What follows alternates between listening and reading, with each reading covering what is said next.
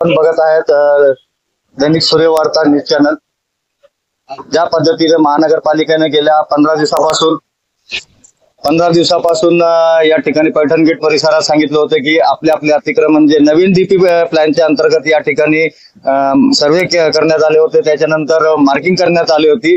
पण ज्या पद्धतीने महानगरपालिका अतिरिक्त आयुक्त वावळे साहेब यांनी लोकांना आवाहन केलं होतं की आपले अतिक्रमण स्वतःहून काढून घेणे, अन्यथा महानगरपालिका कारवाई करणार आहेत। ज्या कारवाई करणाऱ्या जेसीबी ज्या ठिकाणी जेव्हा येईल त्यावेळेस जेसीबीद्वारे अतिक्रमण करण्यात येईल, यामध्ये अधिक नुकसान जे काही होईल आणि मालमत्तेचं जे काही नुकसान तुमचा अतिरिक्त होईल त्यामध्ये याचे जिम्मेदार महानगरपालिका राहणार नाही, ह्याचे जिम्मेदार तुम्ही स्वतः राहणार।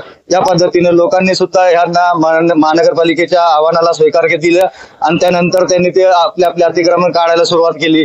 पण आज रोजी पैठण गेट या ठिकाणी परिसरामध्ये जेसीबी मोठ्या प्रमाणात या ठिकाणी आलेला आहेत। पोलीस प्रशासनाची टीम या ठिकाणी उपस्थित आहेत आणि महानगरपालिकाचे संपूर्ण अधिकारी या ठिकाणी आलेले आहेत।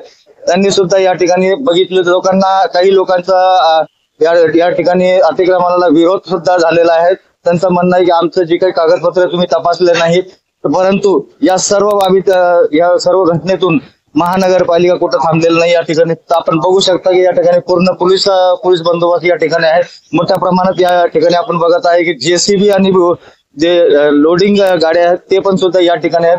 संपूर्ण अतिक्रमणाला सुरुवात झालेली आहे आणि आपण बघू शकता जसं की महानगरपालिका प्रशासनानं सांगितले होते की या ठिकाणी आम्ही अतिक्रमण करणार आणि या ठिकाणी अतिक्रमणाला आज मोठ्या प्रमाणात सुरुवात झालेली आहे। आपण बघू शकता की या ठिकाणी जेसीबी आहे आणि हे पूर्ण गल्ली ज्या छोट्या पद्धतीने लोकांना दिसत होती आज मोठ्या प्रमाणात आज मोकळं दिसायला सुरुवात झालेली आहे। मोठ्या प्रमाणात या ठिकाणी मालमत्तेचे जे अतिक्रमणाच्या मार्किंग मध्ये आलेले होते ते आज करायला सुरुवात झालेली आहे।